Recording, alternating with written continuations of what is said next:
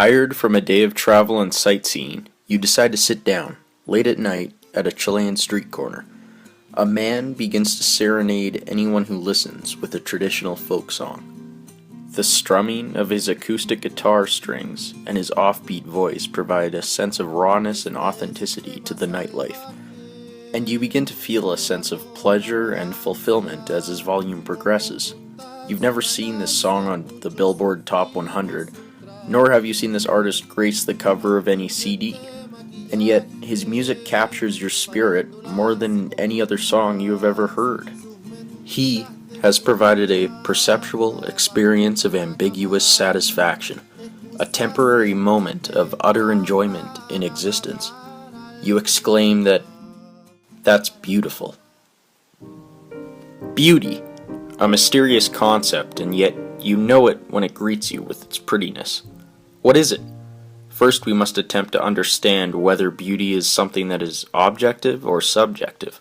The ancients heavily believed that the math of the aesthetics was the way to go when trying to determine beauty, and that this strange sense of ambiguity could also be reasoned, thus showing that beauty is an objective entity. Plato used his idea of forms to present the case that beauty is a form itself. This idea of forms is a hypothetical world inhabited with ideal forms, such as the ideal form of a chair, the ideal form of a dog, or the ideal form of, although hard to believe, the McRib. These ideal forms provide imperfect replications of themselves to our world, according to Plato. We all know what makes a certain structure of substance a bowl because we can identify the quality bowliness in an object.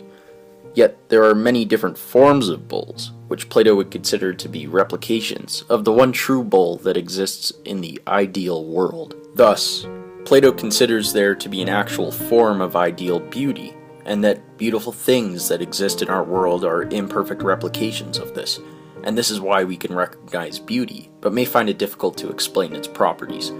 Plato has observed that we can easily recognize individual instances of beauty, but not beauty itself. Humanity, as Plato feels, should as a whole be able to recognize beauty as its ideal form exists in the same way as the perfect form of a bowl. Plato further provides significance and importance to beauty, arguing that the reason why we find things beautiful is because these objects hold truth within them.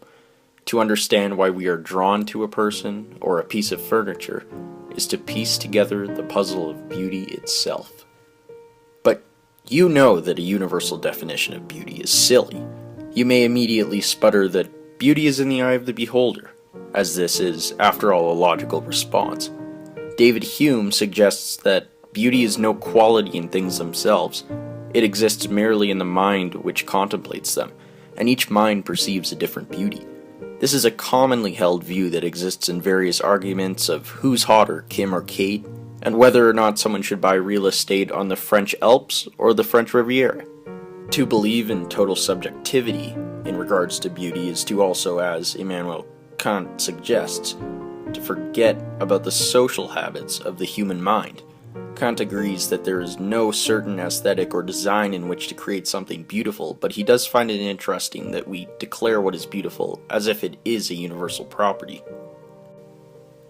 We are angered or dumbfounded if someone does not agree that the nose of a certain woman is beautiful, and we begin arguments over this concept of beauty which Kant agrees is not supposed to be universally recognized in the first place.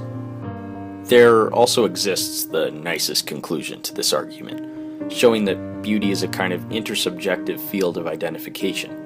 Some things, such as a muddy Iron Maiden shirt adorned by a pale, sickly teenager, may not be considered beautiful by the whole of society, but this image may bring you back to subconscious nostalgia, to the brief time when you were an angsty teen and the world was so big. Other things have a sense of beauty that I'd argue cannot be denied by a sane individual, such as the beauty of a sunset, or the twinkling of the stars, or David Hasselhoff. There is a subjective beauty and objective beauty, but which one do we follow, and why does it matter? Well, there is the objective beauty of pop culture, a romantic plethora of exotic images that are defined as sexiest whatever in the world, and make your life feel gray and dull by comparison. This is a false sense of beauty, functioning to give money to a select group of individuals by treating others with crude images of grandeur and sublimity. These are, according to media, worthy of being labeled beautiful, and not the taste of your grandma's cookies or the laugh of your partner. Don't follow this system of false beauty. Create one of your own. Each day, from rise to rest, observe and remember the things you find beautiful. The smile of a cashier, the singing of birds, the architecture of a bridge. Before you sleep, quickly jot down these small moments of loveliness into a notebook and attempt to describe exactly what is it that makes these things beautiful.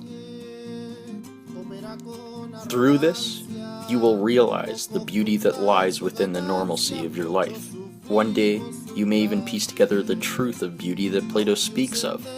If not, you will still gain the ability to create something else, something that will, for a brief moment in time, cause a stranger to whisper, "That's beautiful."